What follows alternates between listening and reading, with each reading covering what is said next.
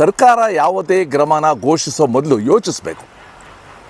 ಮಕ್ಕಳ ಜೀವನದ ಜೊತೆ ಚೆಲ್ಲಾಟ ಆಡಬಾರ್ದು. ಇದನ್ನು ಡಿಸೆಂಬರಲ್ಲೇ ಘೋಷಿಸಿದ್ರಿಗೆ ಬೇರೆ ಪ್ರಶ್ನೆ ಇತ್ತು. ಅದು SSLC ಪರೀಕ್ಷೆ ಪ್ರಾರಂಭ ಆದಮೇಲೆ ಮಾಡಿದ್ದಕ್ಕೆ ಇದು ಸರಿ ಇಲ್ಲ ಅಂತ ನಾವು ಹೇಳಿದ್ವು.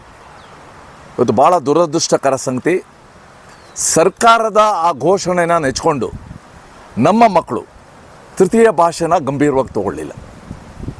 ಹೇಗಿದ್ರು ಗ್ರೇಡಿಂಗ್ ತಾನೇ ಅಂತ ಇವತ್ತು ಬರೆದಿಲ್ಲ. ಮತ್ತು ಅನೇಕ ಮಕ್ಕಳು ನಮಗೆ ಮಾರ್ಕ್ಸೇ ಬೇಕು ಅಂತ ಕೇಳಿದ್ದು ಕೂಡ ಉಂಟು. ನಾವು ಓದಿದ್ದೀವಿ, ನಾವು ಓದಿಗೆ ಮಾರ್ಕ್ಸ್ ಬೇಕು ಅಂತ. ಇವತ್ತು ರಾಜ್ಯದ ಉಚ್ಚ ನ್ಯಾಯಾಲಯ ಯಾವುದೇ ಕಾರಣಕ್ಕೆ ಗ್ರೇಡಿಂಗ್ ಕೊಡಬಾರ್ದು, ಅಂಕಗಳನ್ನ ಕೊಡಬೇಕು ಅಂತ ಇವತ್ತು ಏನು ತೀರ್ಪನ್ನು ಕೊಟ್ಟಿದೆ. ನಿಜಕ್ಕೂ ಇವಾಗ ಸರ್ಕಾರ ಇವತ್ತು ಉತ್ತರಿಸಬೇಕಾಗಿದೆ.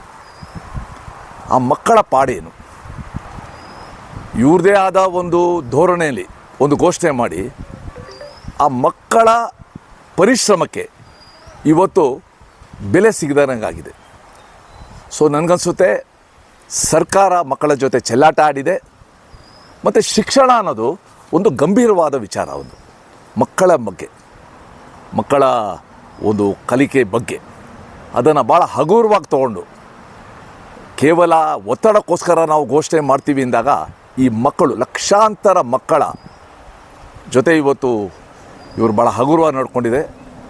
ಹೈಕೋರ್ಟ್ ತೀರ್ಪನ್ನು ಈಗ ಸರ್ಕಾರ ಯಾವ ರೀತಿ ಅನುಷ್ಠಾನಕ್ಕೆ ತರುತ್ತೆ, ಮಕ್ಕಳಿಗೆ ಯಾವ ರೀತಿ ಅಂಕ ಕೊಡ್ತಾರೆ, ಯಾವ ರೀತಿ ನ್ಯಾಯಯುತ ಅಂಕಗಳು ಮಕ್ಕಳಿಗೆ ಸಿಗುತ್ತೆ ನನಗೆ ಗೊತ್ತಿಲ್ಲ. ಅದು ಒಟ್ಟಾರೆ ಸರ್ಕಾರದ ಸಂಪೂರ್ಣ ಚಿಂತನ ವೈಫಲ್ಯ ಅಥವಾ ಒಂದು ದಿವಾಳಿತನನ ಈ ಘೋಷಣೆ ತೋರಿಸಿದೆ.